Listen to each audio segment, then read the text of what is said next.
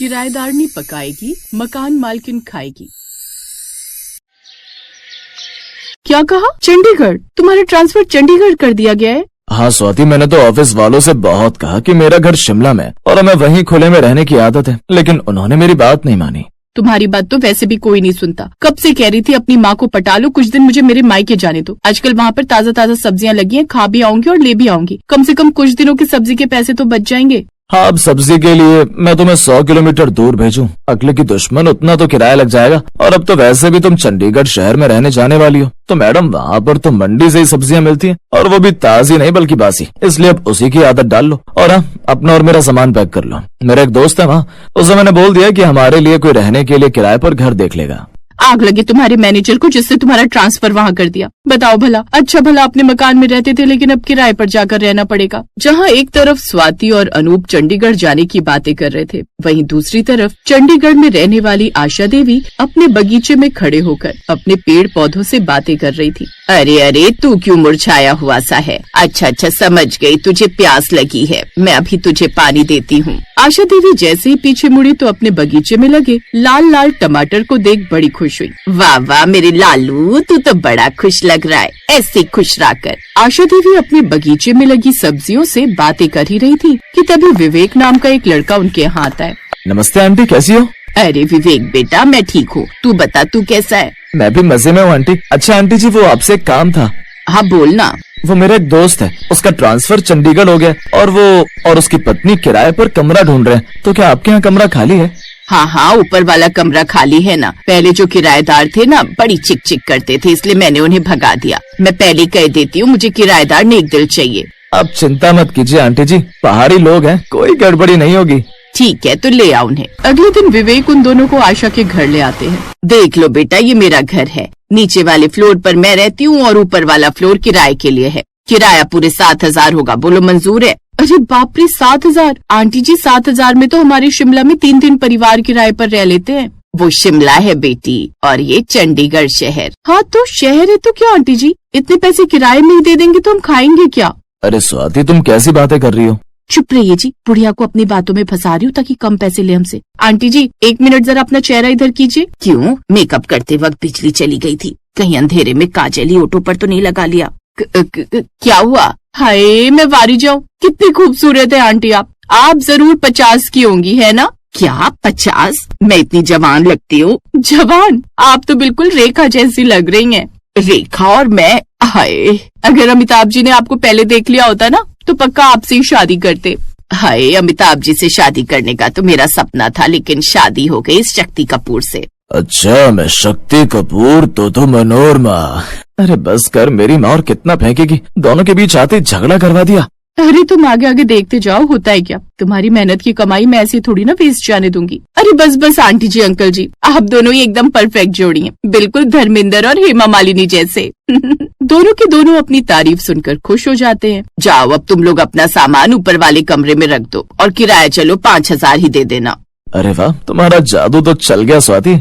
स्वाति अनूप को देखकर मुस्कुराई और सामान लेकर ऊपर चली गई। दरअसल स्वाति बड़ी ही कंजूस थी, वो अच्छे से जानती थी कैसे करके पैसे बचाए जाए। अब वो दोनों आशा देवी के मकान में किराए पर रहने लगते हैं। अगले दिन स्वाति अनूप के साथ बाजार जाती है। क्या कहा? 40 रुपए किलो बैगन? हे भगवान, अच्छी लूट मचा रखी है इन्होंने। इतनी महंगी सब्जी इंसान खाए क्या और बचाए क्या? ऐसा करो, आप आधा किलो कर दो। अब वो आधा किलो बैंगन लेकर घर आ जाती है और शाम को उसकी सब्जी बनाती है। ना जाने इस सब्जी में वो स्वाद ही नहीं है। तभी आशा देवी उसके यहाँ आती है। स्वाति ये लो, थोड़ी लहसुन की चटनी बनाई थी, अब हम बूढ़े बुढ़िया कितनी ही खाएंगे, सोचा थोड़ा तुम लोगों को भी दे आऊं। लहसुन की चटनी? ओह शुक्रिया आंटी जी। स्वाति और अनूप जैसे ही उस चटनी को चखते हैं तो खुश हो जाते। वाह, क्या चटनी बनी है।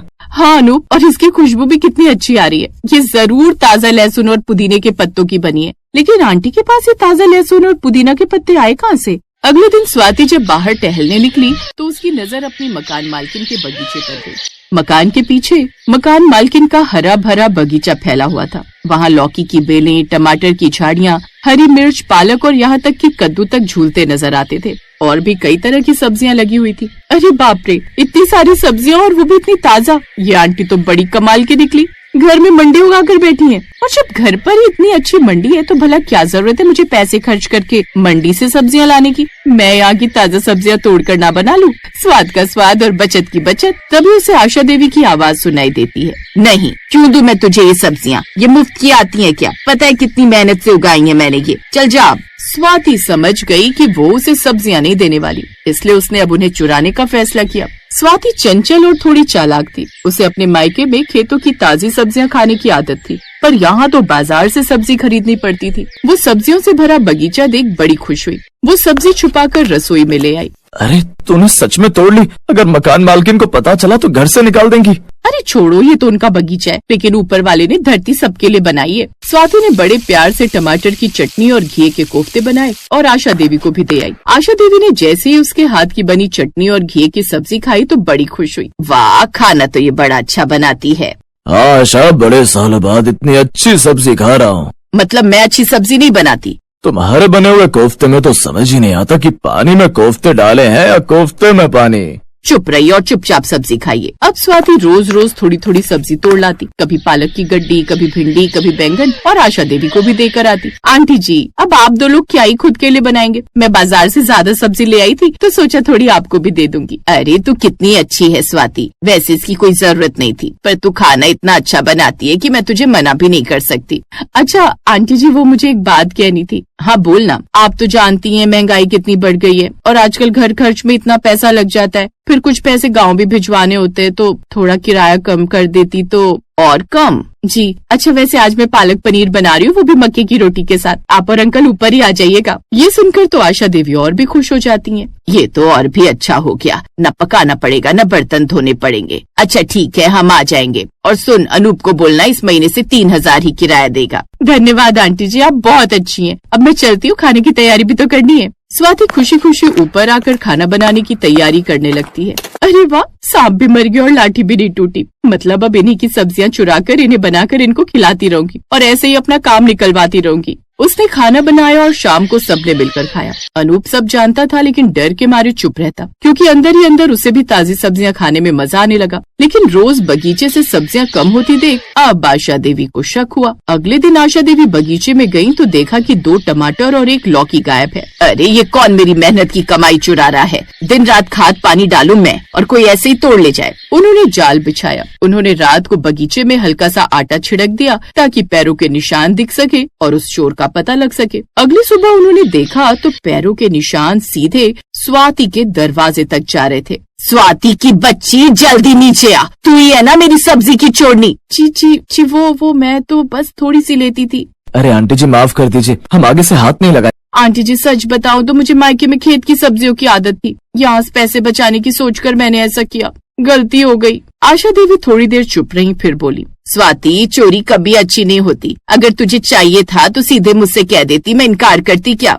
वो उस दिन आप कमला आंटी को बोल रही थी तो। अरे वो मुई कमला तो 10 बार मुझसे लड़ती है और खुद कभी तिल का दाना तक भी नहीं देती। तो क्या आपने मुझे माफ कर दिया? हाँ, लेकिन शर्त ये है कि अब से तू मेरी मदद करेगी बगीचे की देखभाल में, पानी देगी, खाद डालेगी, तब ताजी सब्जी जितनी चाहिए ले जाना। और हाँ, इन सब से भी ज्यादा जरूरी, अब से तू ही हमारे लिए 3 वक्त का खाना पकाएगी। फिर चाहे तू किराया भी मत देना, अब से किराएदारनी पकाएगी और मकान मालकिन खाएगी। हाँ। उस दिन के बाद स्वाति रोज बगीचे में काम करने लगी, पौधों से बातें करती। शांति देवी को भी अपनी बहू जैसी मददगार मिल गई, साथ ही उन्हें अब पका पकाया खाना भी मिलने लगा। सच तो ये था कि अब उन्हें भी स्वाति के हाथ का स्वाद लग गया था।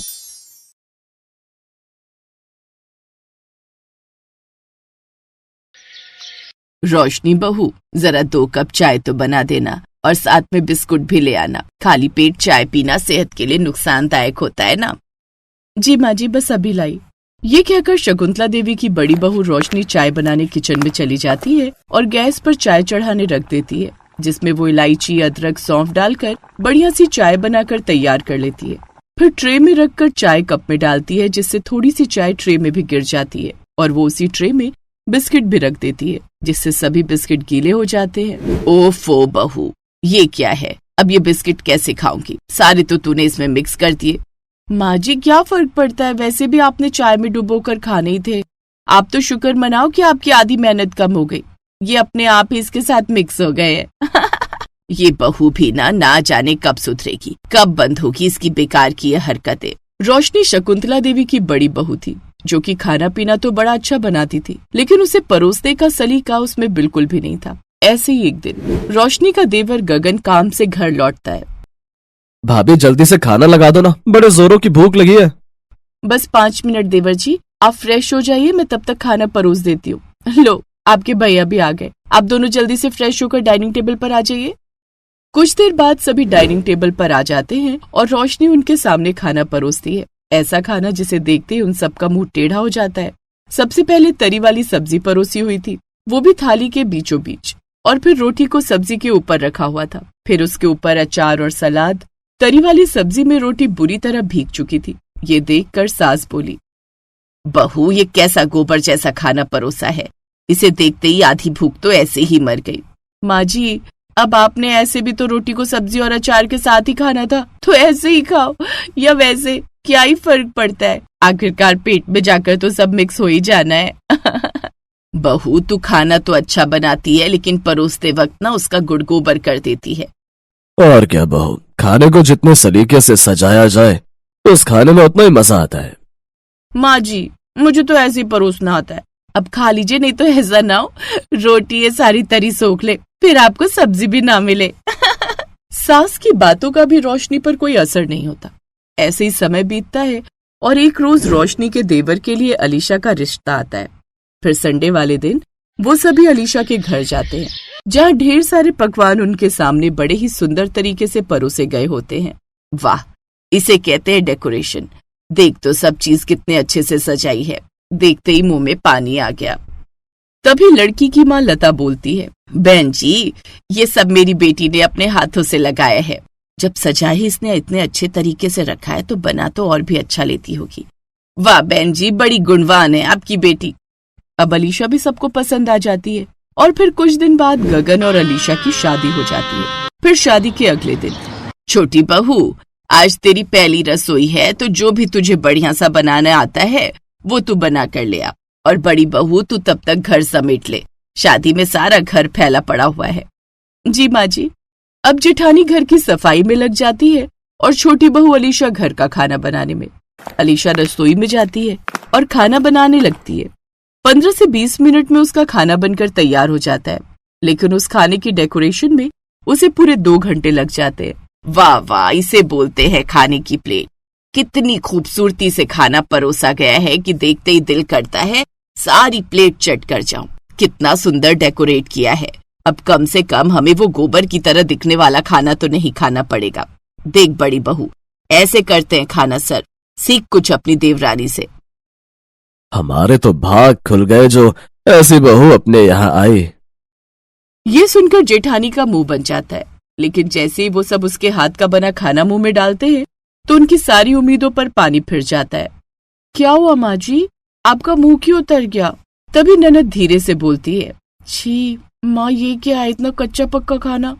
अरे बेटी, वो आज नई बहू पहली बार इस घर में खाना बना रही है ना, तो थोड़ा नर्वस हो गई होगी।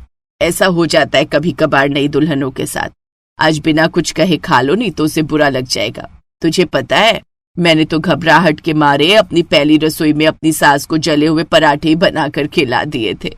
अब सभी नाक सिकोड़ते हुए वो अधकच्चा पक्का खाना खा लेते हैं, लेकिन अगले दिन भी जब अलीशा खाना बनाकर लाती है तो वो सर्व तो बड़े ही सुंदर तरीके से करती, लेकिन उसका बना हुआ खाना कच्चा ही रह जाता, जबकि वो खाना बनाने में सबको 2 घंटे लग जाते और अब सबको मन मार कर वो खाना खाना पड़ता है। शकुंतला जी, आप तो कह रही थी नई बहू के खाने में 19-20 का फर्क हो जाता है, लेकिन ये तो 19-20 नहीं बल्कि 5-20 का फर्क निकला। कोई स्वाद ही नहीं है इसमें तो। अरे नहीं है, कुछ दिन में सीख जाएगी। अब रोज बनाएगी तभी तो सीखेगी। अब अगले दिन से खाना अलीशा ही बनाने लगती है। छोटी बहू, आज तू खाने में कटहल की सब्जी और रोटी बना ले। जी माँ जी। अलीशा खाना बनाने के लिए रसोई में चली गई। ये अलीशा खाना बनाने में 2 घंटे लगा देती है, लेकिन फिर भी इसका खाना कच्चा ही रहता है।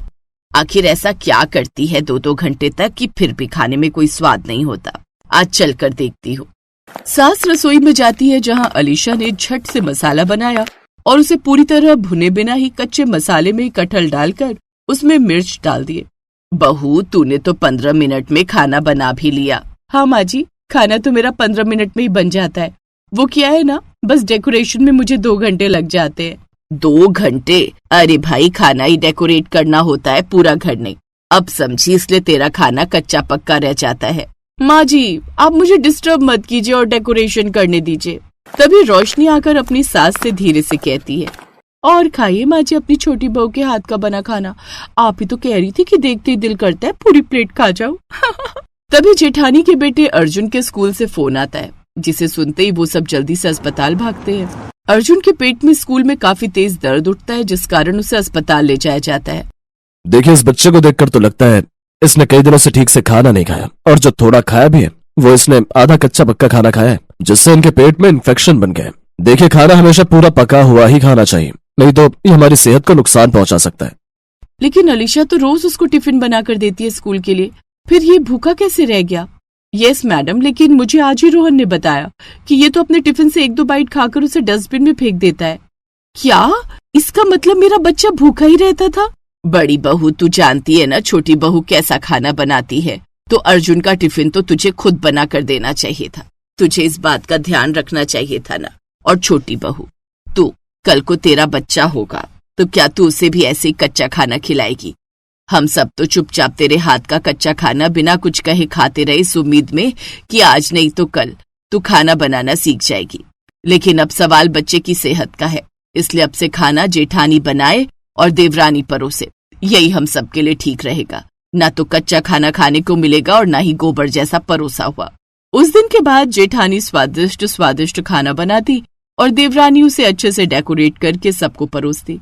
लेकिन अब 2 घंटे की जगह ये काम वो 10 मिनट में करना सीख गई। इस तरह से अब सब परिवार वालों को स्वादिष्ट खाने के साथ साथ अच्छी तरह परोसा हुआ खाना भी मिलता।